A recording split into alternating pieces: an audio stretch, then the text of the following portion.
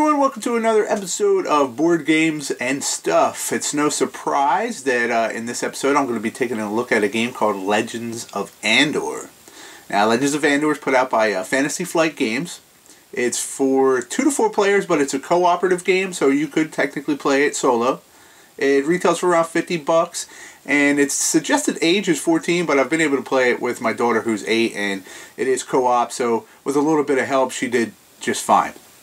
Now, it is a fantasy-themed game, and I didn't really know much about this game when it came out, other than it's a fantasy-themed co-op game and a few images that I seen on the internet about the game. So I went ahead and picked it up kind of blindly, not sure what to expect. I was a little worried that perhaps with having Defenders of the Realm, which is another fantasy-themed cooperative game, that the two might clash a little bit, and I'd be battling back and forth on which one was going to get to the table.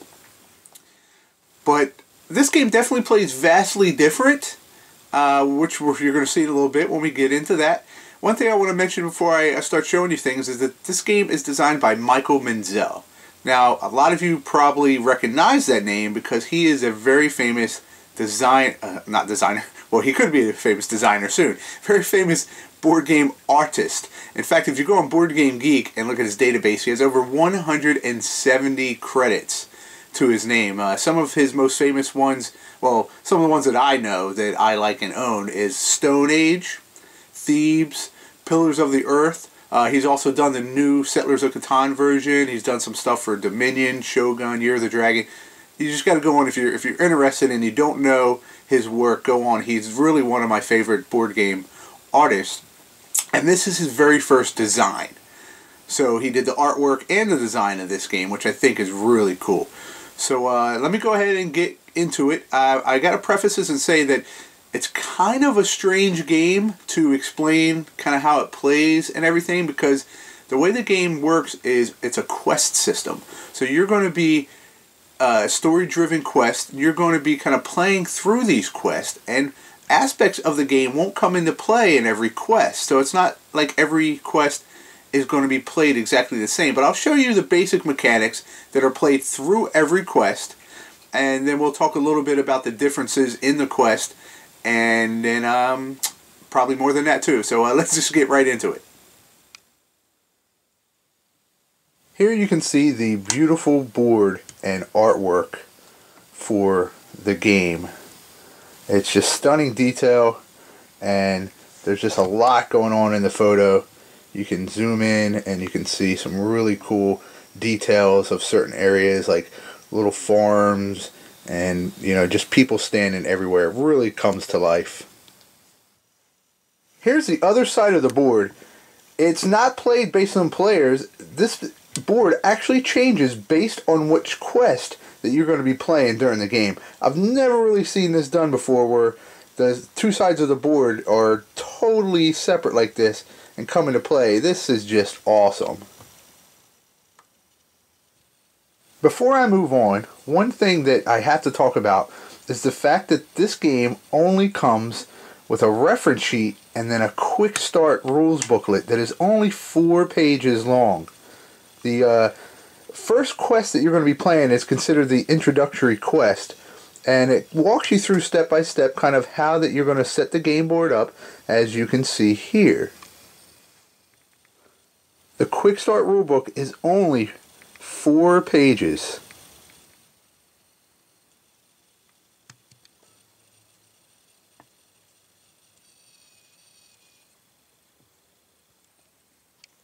There's a rules reference that comes with the game. As you can see here, mine's a little bent out of shape. I took it to work with me one day in my work bag.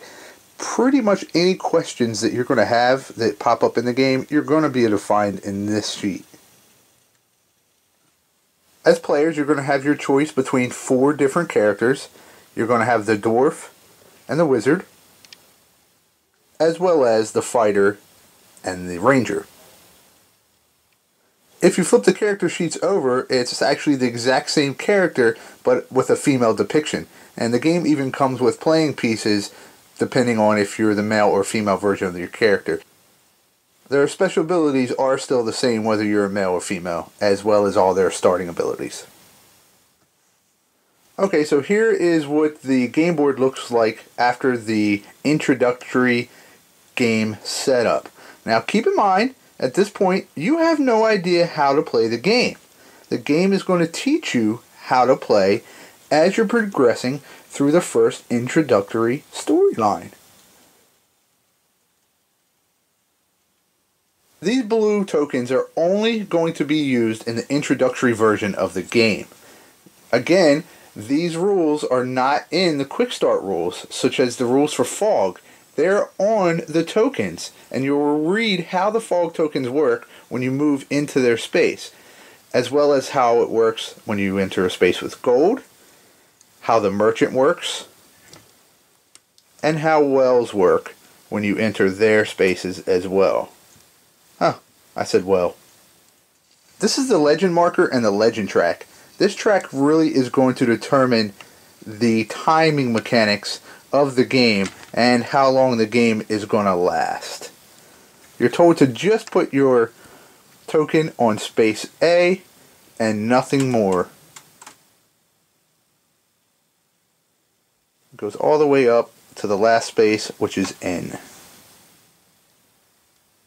You'll put a token of each player color in the sunrise box, which we'll get to here in just a second. Alright, taking a quick look at a character sheet here. Everyone is going to start with 1 strength point, and everyone's going to put one of their discs on starting willpower of 7. There are spaces on here where you can put items as well as coins, but there's nothing that you have to worry about this early in the game. And in fact, you don't even know how combat works at this point. Each character does have a special ability you should check out at the beginning of the game, as well as a rank. The rank number will determine orders of certain things throughout the quest of who might go first in certain situations based on their rank. And each ability is different for each character.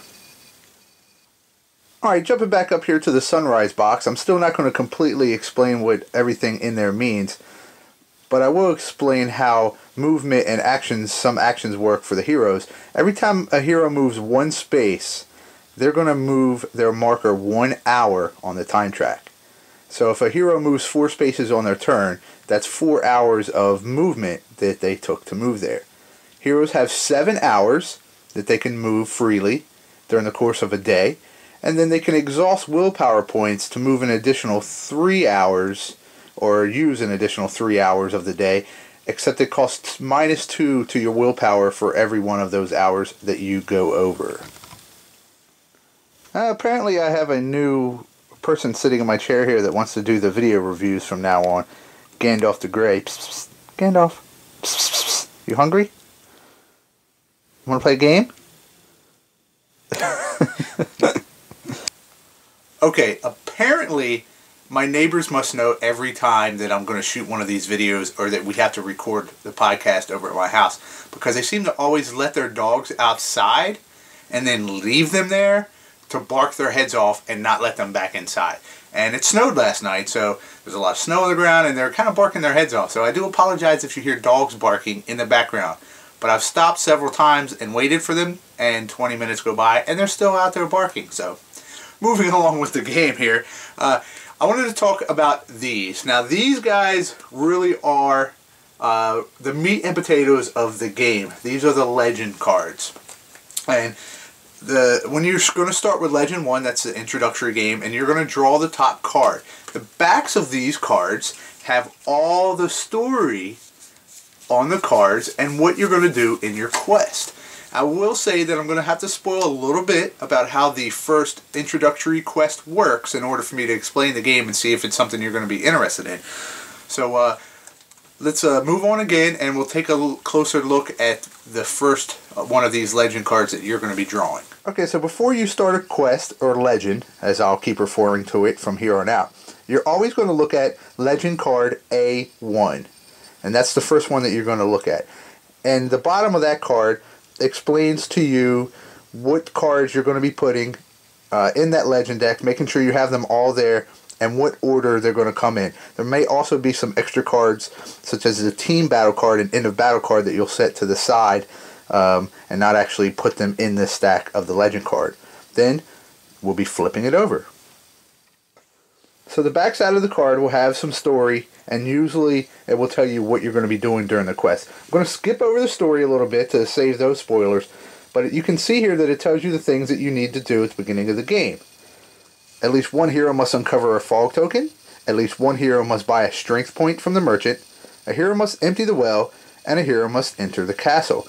Now if you remember the blue tokens, those tokens tell you how you empty the well, how you go to the merchant, and how you're going to reveal a fog token. So this first part of the scenario is making you go to those areas and learn those objectives.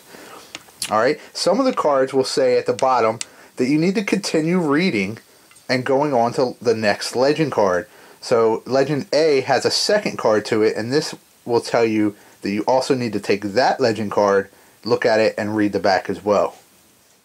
Okay, so there's a couple more rules listed that tells you about the river, and then it gets on to how the legend, this letter of the legend will end.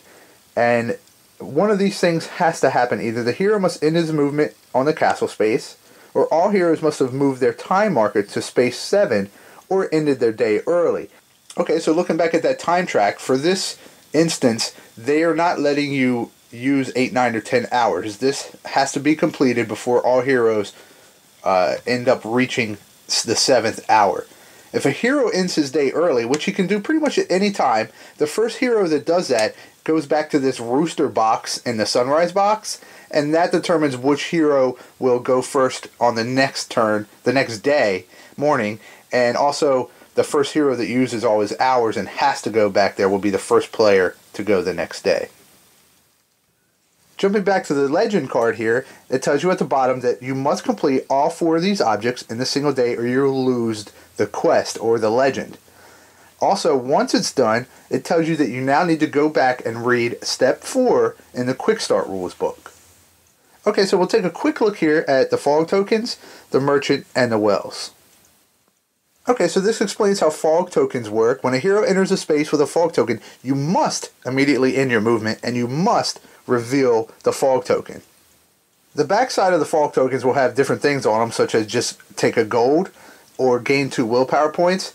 Later on, when I show you the fog tokens, some of them will actually have monsters inside the fog that get revealed when you land on that space. Okay, so when a player lands on one of the spaces on the board indicated by a merchant icon, there's 3 different spaces like this, he can perform merchant actions. Right now at the beginning of the game, all you can do is buy a strength point. So this is how you're going to increase the strength of your character, which we'll talk about what you use that for a little bit later. And it costs 2 gold. Unless you are the dwarf, and if he actually goes to the dwarf mine merchant, he can do it for only 1 gold. The wells work by a hero landing on the well. They're able to just immediately gain 3 willpower points. Once that happens, the well gets flipped over to the dark side and it can't be used again that day, but each day the wells will refresh. Okay, I wanted to stop real quick again and come back and talk to you guys about something.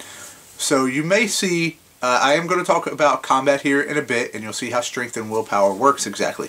But you may see how this game is more story-driven based on the cards, where the legend card will say you need to complete these objectives, and then then you'll read the next legend card. And I'll explain different things about that a little bit in a couple minutes, but I just want to say the basis of this game sort of plays in that style, where you're going to be taking the legend card and reading it. It's going to be telling you what to do, and most of the time you're only going to have a certain time frame that you have to accomplish it, which makes a real puzzle aspect come into play, where you're studying the board, trying to figure out, okay, well, if you spend 4 hours to get here, you can go to the merchant.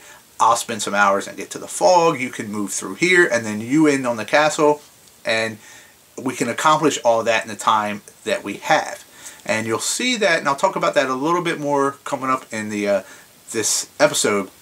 So just want to stop and say that there is a big puzzle aspect to the game, and I'll even give you some more thoughts on that a little bit later on. Okay, so now we've accomplished the first part, and you'll see basically a little bit more of what the game will look like on future setups, where the tokens for the fog have been replaced with real fog tokens, and the wells have also been replaced with well tokens, and there's 4 spots for them on the board, as so, and there are the merchant icons on spaces that we just talked about. Okay, so we're back talking about this sunrise box. The bottom part of the sunrise box tells you the order at a new day that you're going to do all your tasks. Alright, from left to right, you're going to resolve all these things in that order. And the first thing that you're going to do every morning is draw an event card. Now this card here that you see on top is a special card that's again only used in the first introductory legend, and the one with the green arrows is always going to be the first card you draw, and you'll really never use that card again.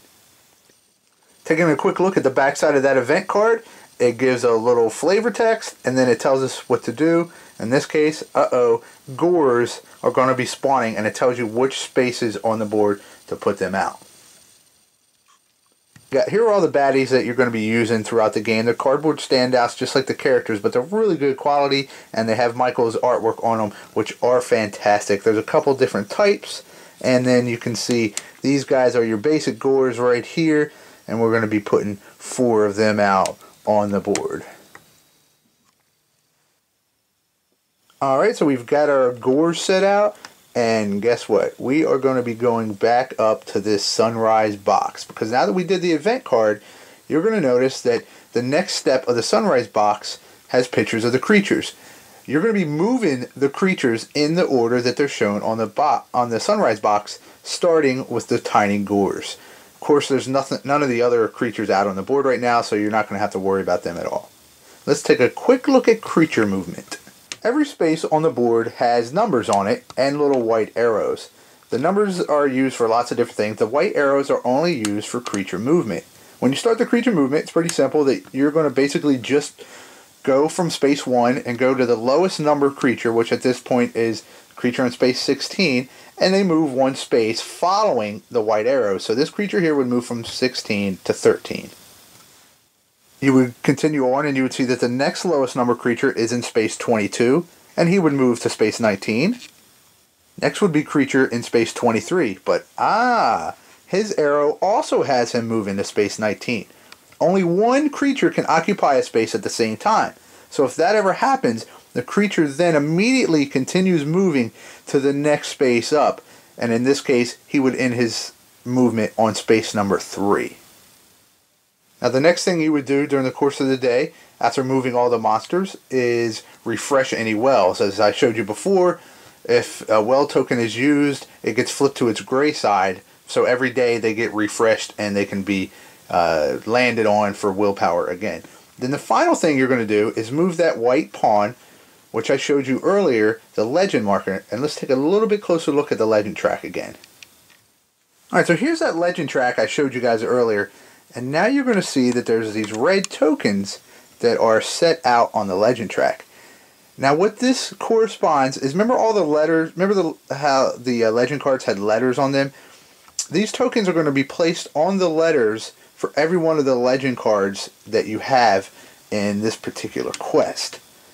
What happens is, every time that you move the legend marker onto a space with one of the red tokens, it's going to signify that you're going to draw that letter legend card and read it.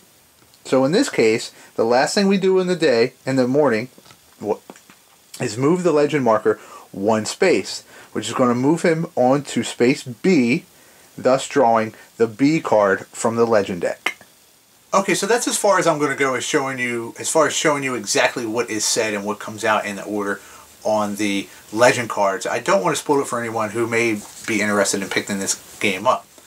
I do want to say I am going to explain combat in a second, but as far as the rule booklet goes, that is it. I have explained to you everything up to this point that is listed in the rule book. You're probably going to be asking more questions. How does this work? You're going to be looking at other components that come with the game, which I'll show you a little bit later, and wondering how they work with the game. You really just don't want to worry about any of that. Just focus on the legend that you're on right now and the rules that you're playing with and things, how they work. A lot of the rules to the rest of the game, well, first of all, they are going to be in that reference, little reference sheet that I showed you. So you can always look in there, and if you say, well, how does fog work again, or whatever, you don't need to bring out those little tokens that have the rules on them. You can look in this reference book and explain to you how the fog works and the wells work and the merchants work and things of that nature. So if you forget, there is a reference point to go back instead of having to pull out the tokens. And a lot of the rules are on those legend cards. And again, once you use them, you can always go back into that booklet and find out. Now when it comes to combat, there's actually a combat card, which I'll show you here in a second, that explains how combat works. So the first time you go into combat, there are no rules in the Quick Start rule booklet. You have to read this combat cardboard kind of large tile. And so let's take a look at that. Okay, so here's the card that explains battle sequence. It gives you a little rule at the top of how a hero does 3 actions on his turn: move, fight, or wait. We've already talked about movement and waiting. Fighting works the same way. Every time you fight on your turn, you're going to move your timer 1 hour on the timer track. If you don't win in a battle, you can keep fighting, and every round of battle is another hour that you have to move your track. Now, there's also down here, it kind of shows you the start, how the battle works and wraps around. So first the hero attacks, then the creature attacks, then you'll combine the battle value, and then it's the end of the round. Alright, and it tells you how when battle will end, or if the hero wants to just keep continuing. So let's take a look at the creature combat section of the board. At the bottom of the board, you'll see this creature sort of combat area, and it'll show you each creature here, the different types of creatures in the game, and what type of strength they have. So depending on which type you're fighting, you'll place a cube in that box to remind you what that creature's strength is. Below that, it shows you how much gold and how much willpower you earn for defeating that creature. Then below that is the creature's willpower. Now, I haven't really mentioned this before, but I have to say that willpower is used for a couple of different things, but you have to almost think of willpower as your hit points. And as I show you how that works on the character card in a second, it'll make more sense. But you can see for each creature, it shows you the different starting points of their willpower. So, example, the smaller gores start with 4 willpower points, essentially 4 hit points. Okay, so going back and looking at the character cards, remember you had a strength and a willpower. And as I just said, your willpower is essentially like your hit points. So if you ever get down to 0 willpower points, well, you are out of commission, dead, whatever you want to call it. During combat, you're going to be rolling dice and comparing them to the creature's combat dice. However, you're only going to be taking the highest die roll and then adding your strength to it, and that's going to give you your combat value.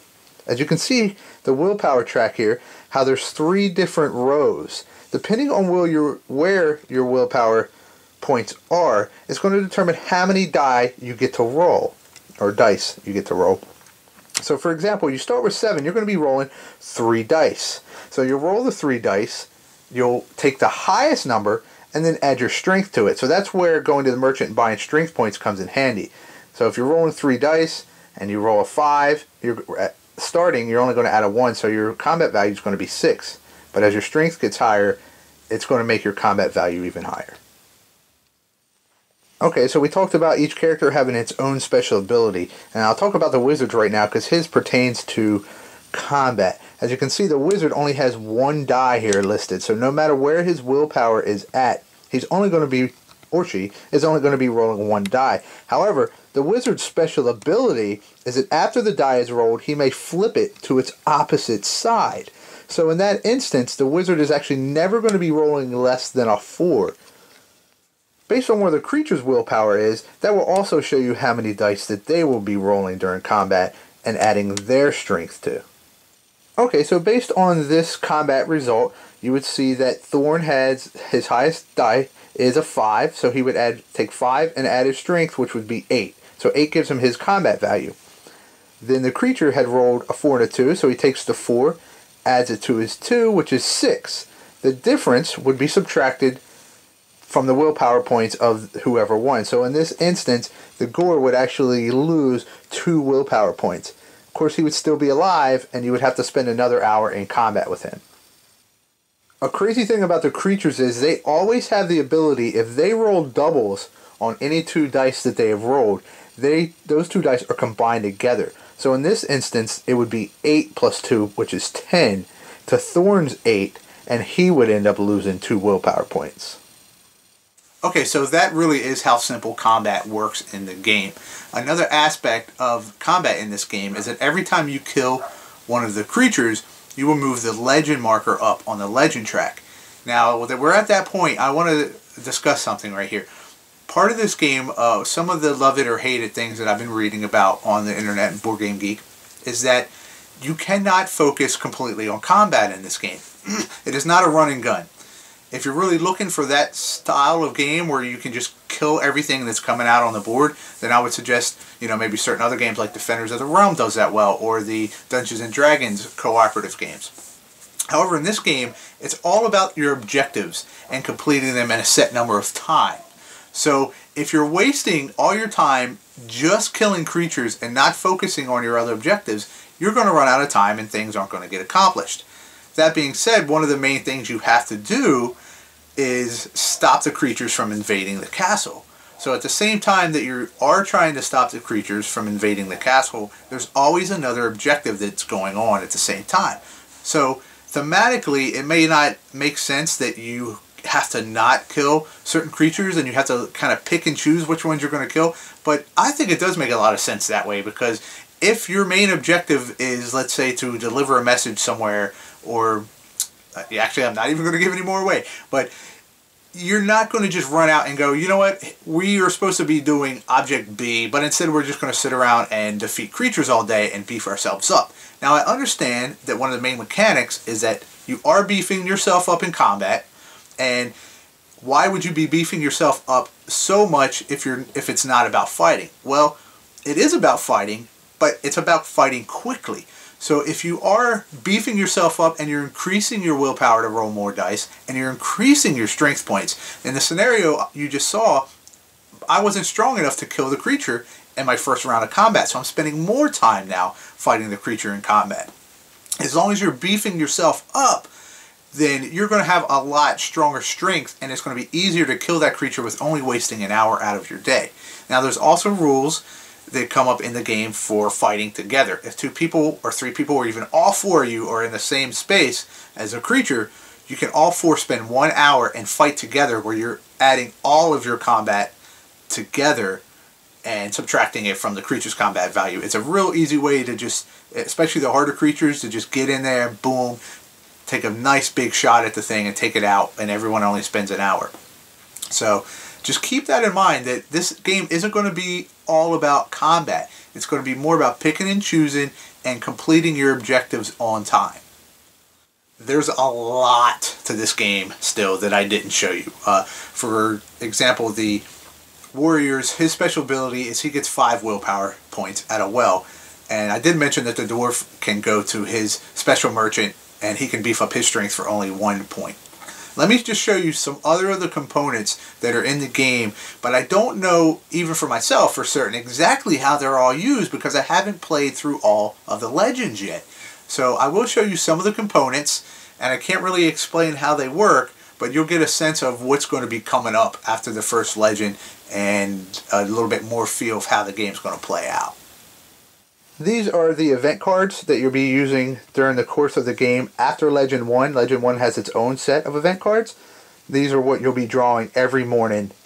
I'll show you a few examples of some event cards. For instance, here's one here where the monsters pollute a well, so you have to remove one of the wells from the game.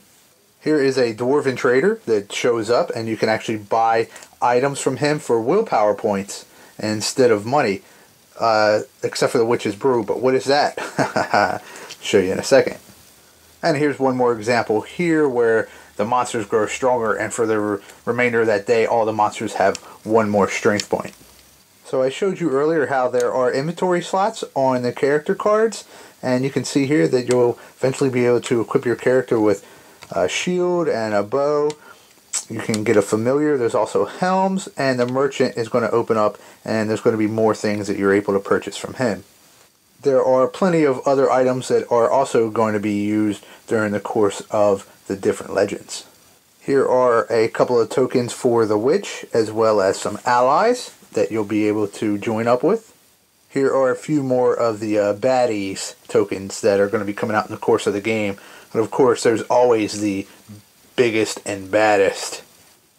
and that is the dragon. Oh, okay, I just want to give you a quick look at a few of the other components that are in the game. But again, this isn't everything, but it's just about. There are some dice that the heroes are going to be to beef themselves up with, as well as some of the monsters we'll be using. There's also a deck of fate cards. We have a little cardboard tower here that's going to be coming out on the board.